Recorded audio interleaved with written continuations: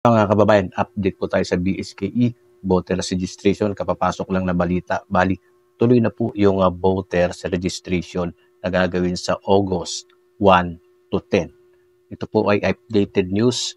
Na-interview po si Chairman Garcia. Ayon po sa kanya, ang target nga nila ay magkaroon ng mga botante, 15 to 17 years old para makaboto sa mga, especially sa SK or sangguniang kabataan.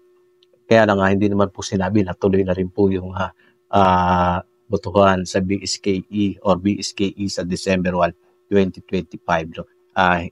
Hindi pa rin sila tiyak. No? Kasi kumbaga itong voters registration nila na ito, paghahanda pa rin. No? Kung sakali na matuloy sa December 1, 2025 at kung sakali din na baka matuloy sa November 2, 2026. At ayon pa din nga sa chairman ng COMELEC ay hindi pa rin naman po napipirmahan yung ratified bill. Kaya hindi pa rin nila masasabi kung matutuloy na nga.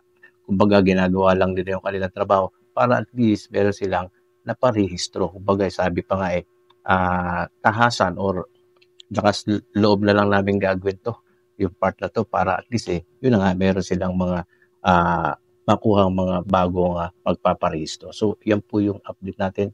Tuloy na yung voters registration sa August 1 to 10. Updated news po yan. Pa-share ng video. Subscribe. God bless.